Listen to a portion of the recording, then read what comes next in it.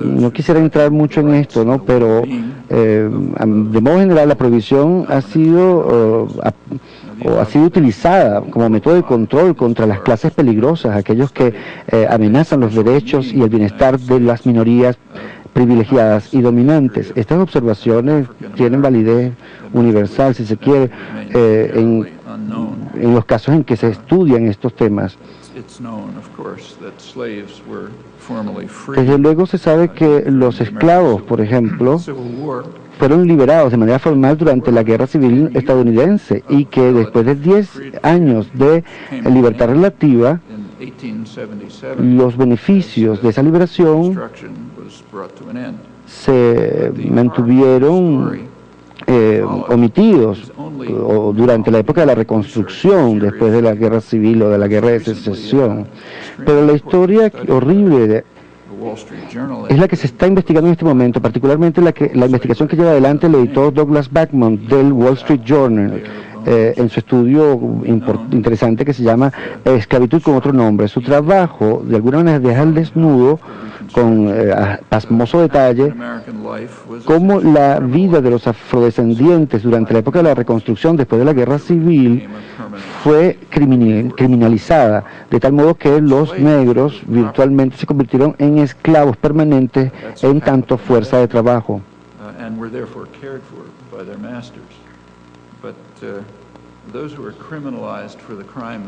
Aquellos que fueron criminalizados por el crimen de existir,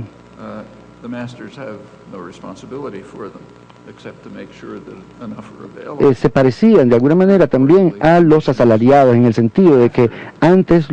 porque ya los nuevos amos no tenían responsabilidad respecto de estos asalariados, como ocurría con los amos en las plantaciones, salvo para garantizarse de que había suficiente mano de obra. Esto, de hecho, es uno de los argumentos utilizados por los negreros para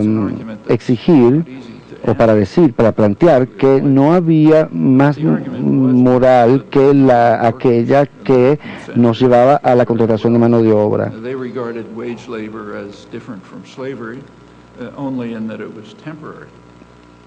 Los negros, por su parte, en ese momento veían como una solución ser asalariados, porque era una situación temporal.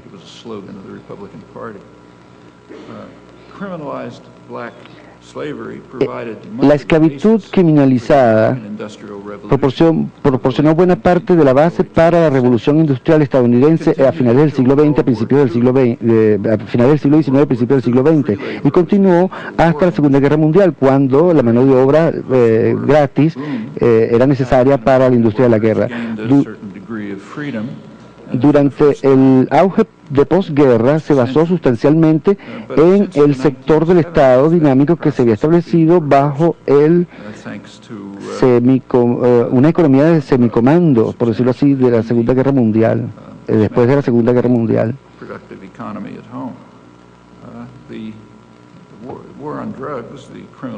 La guerra contra el narcotráfico es una analogía contemporánea de la criminalización de la vida de los afrodescendientes después de la guerra civil, y también proporcionó una buena mano de obra barata y a menudo se encontraban en suertes de prisiones privadas en abierta violación de las disposiciones laborales internacionales. Por estas razones, podemos esperar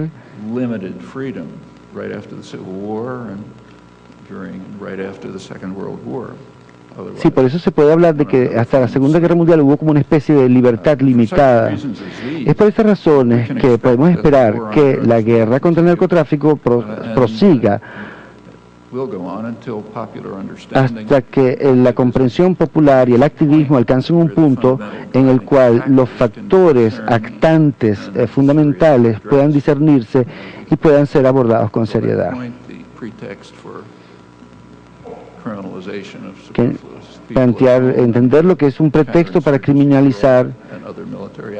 la oposición política de alguna manera que se produce en el caso de Colombia. El pasado febrero, la Comisión Latinoamericana de Drogas y Democracia emitió su análisis de la guerra estadounidense contra el narcotráfico en las últimas décadas. La comisión, encabezada por expresidentes de América Latina como Cardoso, Cedillo y el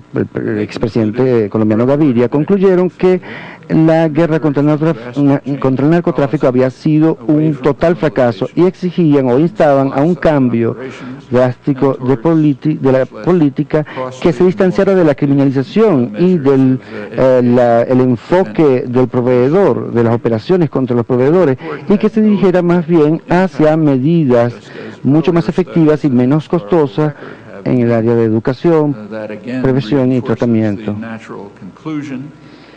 Esto reforzó la conclusión natural de que la guerra contra el narcotráfico, como la guerra contra el crimen o la guerra contra el terrorismo, tiene metas sensibles que